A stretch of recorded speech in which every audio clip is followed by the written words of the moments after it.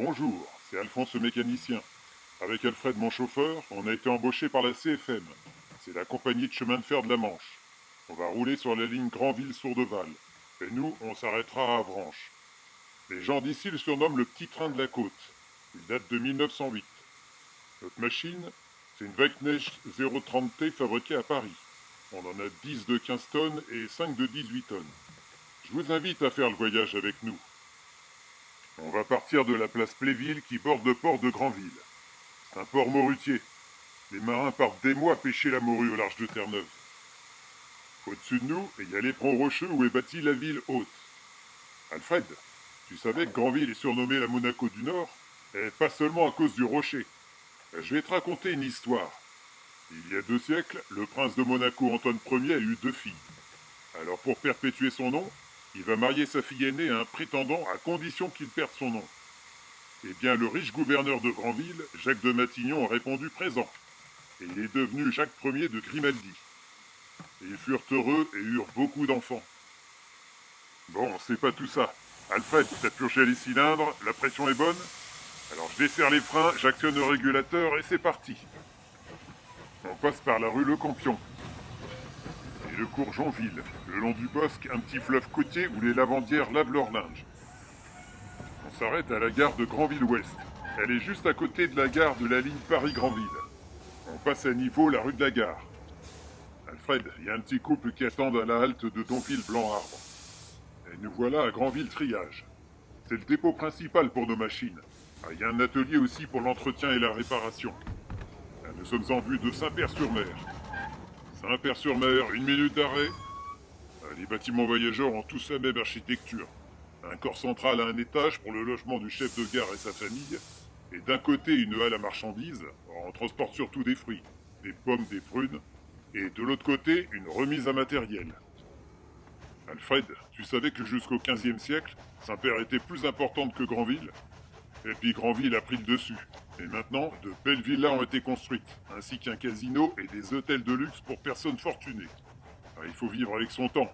Le tourisme s'est développé et les gens prennent des bains de mer. Notre ligne a permis le développement des stations balnéaires de la côte. On traverse à niveau la route de Carole. On passe sur le rocher Saint-Gau. On s'arrête à la halte du Quéron. Le Quéron, c'est un hameau de Saint-Père-sur-Mer. On arrive à Julouville. On traverse le Tard sur le pont bleu. Le Tard, c'est un fleuve côtier de 15 km de long. Alfred, tu connais l'histoire de Julouville? Non? Eh ben je vais te la raconter. En 1882, un certain monsieur Julou a acheté à la ville de Bouillon 40 hectares de dunes. C'est pour bâtir une station balnéaire. Il a planté des pins, dessiné les avenues, dirigé les constructions. Eh ben il a quand même bu le bouillon. Et en son honneur, la ville porte son nom, la ville de Julou. On fait une halte à Carole-Plage. Et on commence à grimper sur la colline du Pignon-Butor. Pourquoi Butor? Ça vient de but d'or. Les gens pensaient qu'il y avait de l'or dans la colline. En fait, c'était des pyrites de fer. Ça grimpe et la machine s'essouffle. Je pense que t'as raison, Alfred. On va demander aux gens de descendre pour alléger. Ils remonteront quand on sera au sommet. Et nous voilà dans la vallée des Peintres. On va passer sur le viaduc de Carole. Les peintres, ils ont vu d'un mauvais œil la construction du viaduc. Ça a gâché le paysage. On passe au-dessus du Crapeux. C'est un petit fleuve côtier de 7 km. On arrive au village de Carole. Alfred, il y a un réservoir en ciment armé ici. Le niveau d'eau est à la cave. On va faire le plein pendant que ces dames montent dans la voiture ouverte. Comment, Alfred? Ah oui, la baladeuse. Un petit arrêt à la gare de Champeau. Et on roule dans les bois.